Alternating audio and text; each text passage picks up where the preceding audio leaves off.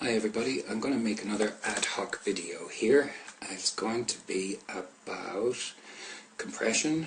It's going to be about something else which is very important, which is rally-based drops and drop-based rallies at important decision levels. So we're going to be taking a look at this area over here. We're going to look into the compression of it. We're going to see what happens with price. Now, what we have here is a big rally-based drop. That base there should really hold price down. It is very good for when price comes back to drop it down again. Now, from there, price went down to a very big round number, to 130, and it wanted to make its way back up again to this supply. So how did it get there? Well, we can see that on the way down it made a big decision here that price was too expensive and dropped down again. So as price was coming back to that, there were going to be sell orders there, and yes, when price came back up here, there were sell orders and price came back down again. Now, once price came back down again, those sell orders were gone, so it was a lot more possible for price to come back and shoot through that decision area. Here as well, there was a decision area to break down, and on the way up it was ignored because price wanted to take this out. This made a higher high than here, so it did clear the way as well for price to get back up to the supply area. Now, when price came back up to this the next time, it was subdued, it was held down, and it pushed price down to the 130. Now, you can see once price got to 130, it started spiking up to this supply here. This supply was cleared. So then price came back down again and went up through that supply and went up through this old supply which was cleared from there. There was a little bit of an indecision here. You see here there was an ignored supply before and it was respected with the supply on the lower time frames, which would have been in here as well. It came down here to the decision to break this high and went back up then to the rally-based drop. Now we're going to go into H4 and take a bit of a closer look at all this. So, where is it? Okay, there's our rally-based drop on the daily. Here you see the decision was made to break down, and the next time price came to that, it was pushed back down again. So you have a lot of compression here. Each of these zones was taken out on the way down, so that ultimately it could get back up again.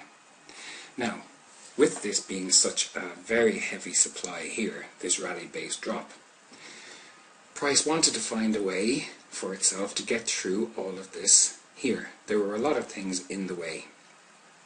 So you see here there was a decision for price to go up, so that was going to have to be cleared for price to come back down on the way.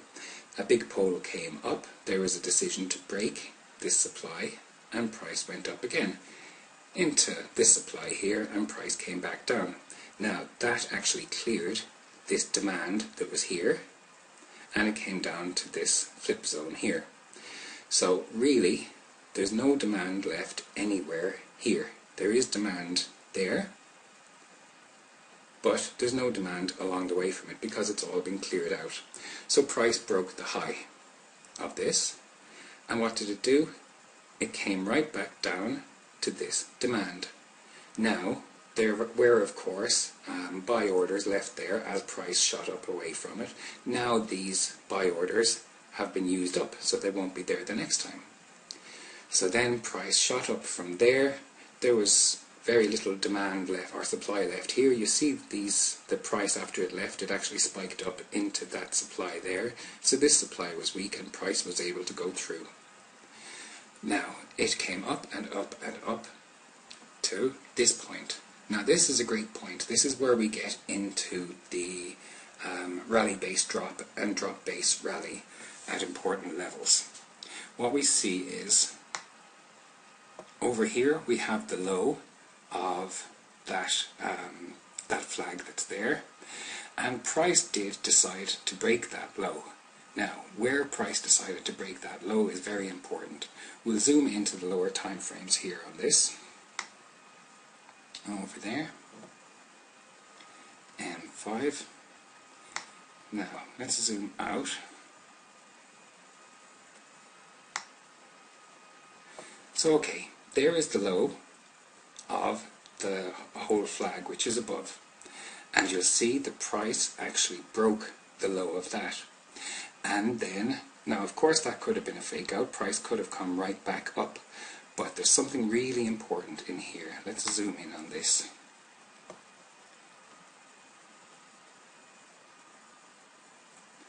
After price broke the low here, it came back in above the low again, and what did it do? It compressed up in a rally. This was a compressed rally. You see this here, you see that the demand there has already been taken, the demand here has been taken, and it made a little base and it dropped again. Now this rally based drop after drop below the low is very important. Here is the decision for price to go and stay below the low. So we come back.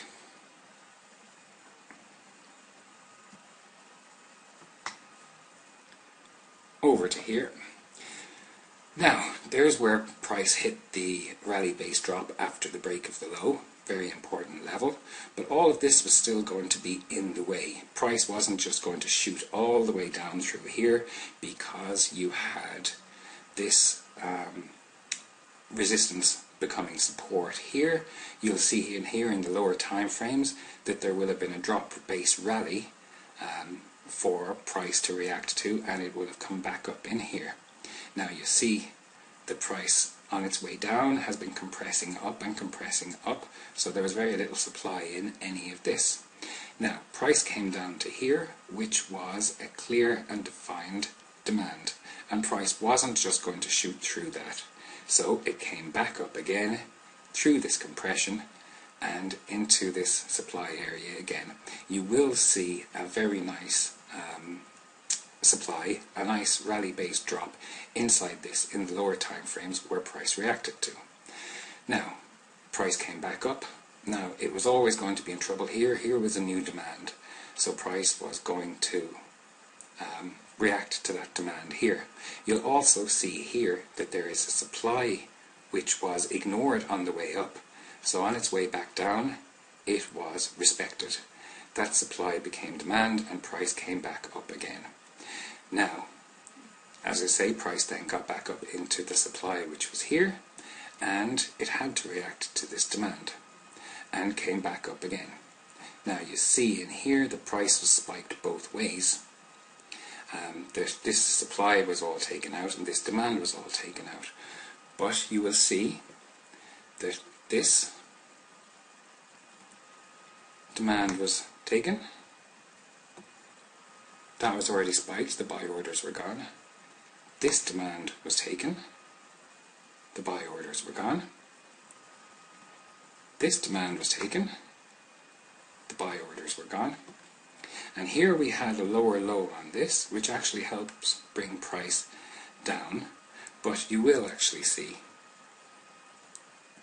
that here you had demand, and price did hit this demand, and in the lower time frames here you will see that it hit the demand and came back up to a supply which was here. In the lower time frames you can really see that there is a base there. You can see it in this as well with these candles that are going on, but there is a base there to hold price back down.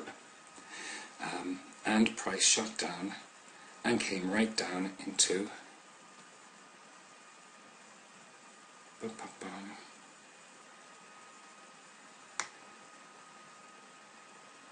to this demand and down to the origin of the move over here. Came back down through this compression. As we say, all of that, all the demands here were taken out and price was able to come down. So that's all compression is. Compression is price taking out the last decision point and the orders that were left there. So I hope I've given you some better idea of what compression is and how simple it actually is. Let's just look in here again. Where do we know that this compression was going to work? Well, we know the compression is going to work when there's no demand left. Here actually was the last demand. The demand was spiked and taken out here. So once this demand was gone, there was really no clear demand whatsoever until here. It actually broke that demand and the price did its thing after that. So I hope you learned a little something from this video. Thanks for watching.